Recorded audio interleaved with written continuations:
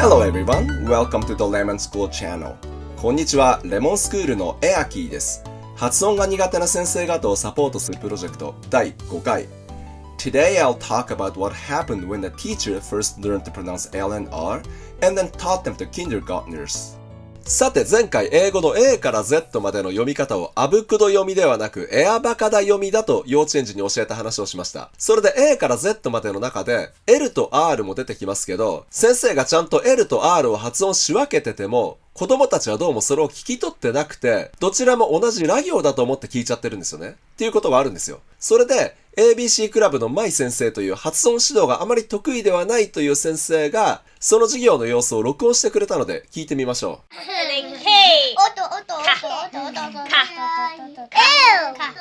Okay, and L. La. M.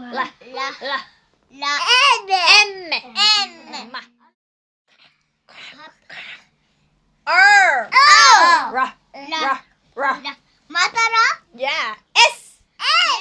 こういう感じで L が出てきてその後 R が出てきたらまたらみたいに聞いてますよね。それでマイ先生自身も実は L と R があまり得意ではないという話を以前の動画でもやりました。もしよかったらそちらも見てください。マイ先生は L と R の発音はやろうと思えばできることはできるんですよ。それで聞いても頑張って聞けば違いが聞き分けられないわけではないんですよ。ただ、例えば repeat after me とかを仮に repeat after me と L にしたものを聞いても聞いてて違和感を感じないらしいんですよ。本当は repeat などにrepeat と聞いても違和感を感じないんだそうです。だから音の違いは聞き分けられないわけではないし、発音し分けられないわけでもないけど、言語音としての違いはわからない。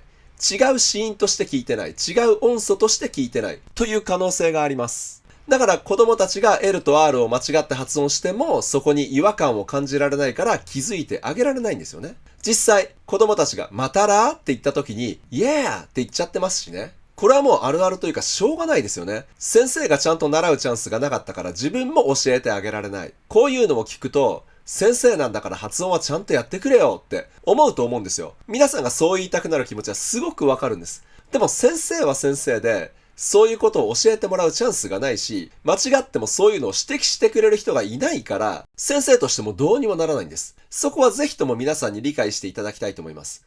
だから先生をトレーニングするためのシステムをみんなで力を合わせて充実させていかないといけないんです。あと私もそうだったんですけど、発音ですごくよくあるのが、自分では発音がいいと思ってる。自分ではできてると思ってる。でもネイティブにチェックしてもらったら実は全然できてなかったとか、完全に間違ってたっていうのがよくあるんですよ。私も自分では結構発音できてるかなと思ってたら、もう実は正しい発音はもう全く違う音で完全に間違ってたっていう経験を何度もしてます。そういう動画も YouTube でアップしてるんで、よかったら見てください。マイ先生もまさにそうで、自分で間違ってると思ってなかった部分が多々あったんですよ。間違ってると分かってたらもちろん直しますからね。間違ってると思ってないから直さないわけですから。これはすごく辛い現実だから目を背けたいんですけど、自分の発音が間違ってることに指摘されないと気づかないんですよ。本当に気づかないんです。それで裸の王様じゃないですけど、子供は正直だから厳しく指摘してくれるんです。でも大人になるとなかなか指摘してくれないじゃないですか。多少間違ってても、うまいですねとかってお世辞を言ってくれたりするから、大人になると余計気づきにくいんですよね。逆を考えると、外国人と日本語で喋ってる時に、大人になるとなかなかその人の間違いを指摘しないですからね。大人になると発音が治りにくいっていうのは、やっぱそういう部分がすごく大きいと思います。だからぜひ、発音技能検定 EP プロとか、そういうのがあるので、ぜひ受けてみてください。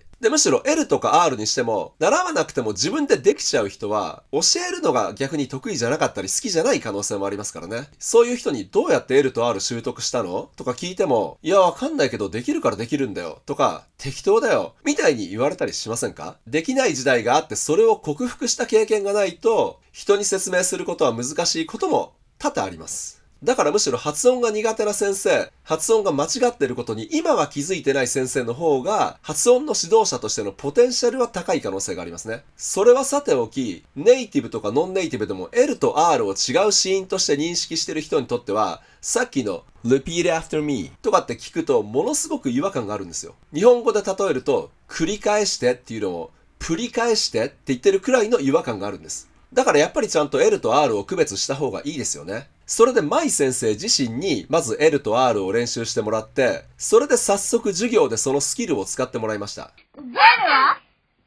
だから、ルにちっちゃい入れて、ラ。ベロ巻いちゃダメだよ。L だから。ラ。こっち、R の音はベロ巻いて、ラ。こっちはベロ巻かないで。あ、上手。ラ。そう、ラ。上手。こっちはおー、うまい。こっち下巻いて、ラ。こうやって違う音って教えてもらいました。L の時みんな送ってラ。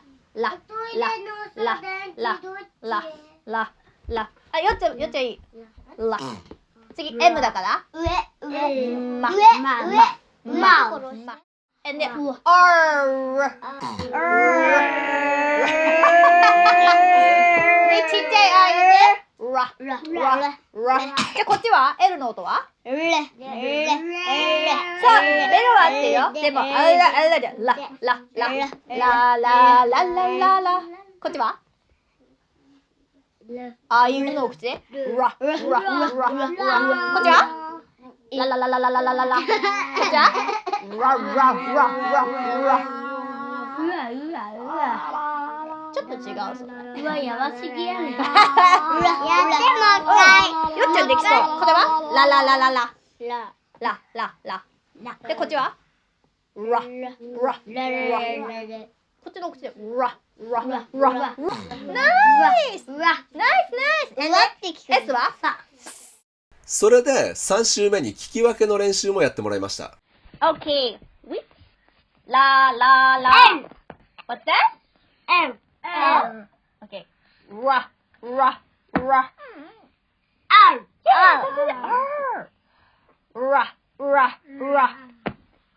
Yeah. La. L. Yes. L. Good.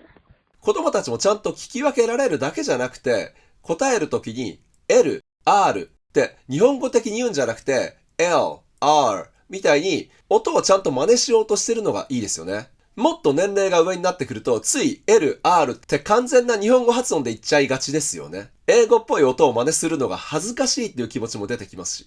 でも幼稚園児の場合まだ日本語の発音体系が固まってないっていうのもあって音をそのまま真似しようとしてくれますよね。そういう傾向がありますよね。これがすごくいいと思います。でもここでやっぱり大人になってからじゃダメなんだと思うのではなくて、大人になると理解力は断然高くなるので、日本語の発音がすでに完成しているっていうことと恥ずかしさがあるっていう特徴を理解して、だから幼稚園児みたいに純粋に真似しようと思ってやってください。では発音練習しているとこを聞いてみましょう。 N L こうやってやる。上手。鼻見てごらん。下のラ。上手。ライオン。で、こっちは目の上にしてから下に。で、こっちはおー、上手。あ、いいうのお口だよね、ここ。ラ。そう。で、次こっち。N。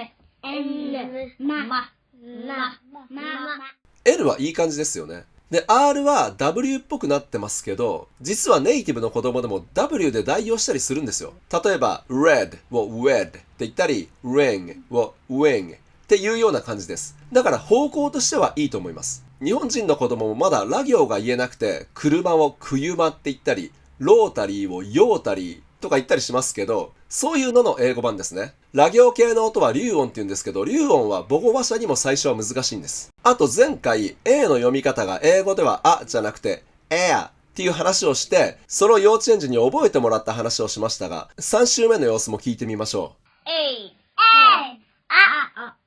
違う。Air。そう、ちっちゃいあだよ。やっぱりこういう風に最初はあって戻っちゃってますけど、ちゃんと思い出してくれてます。こうやって根気よくやっていけば治りそうですね。こういう風に先生自身が発音をちゃんと習ったことがなくて、最初は子供たちの発音ミスに気づいてあげられなかったりとか、そんなに良くない発音で教えてしまっても、後からちゃんと先生自身が発音を徐々に学んでいって修正できるので大丈夫です。この動画がちょっとでも面白いと思っていただいた方は、いいねを押して、チャンネル登録よろしくお願いします。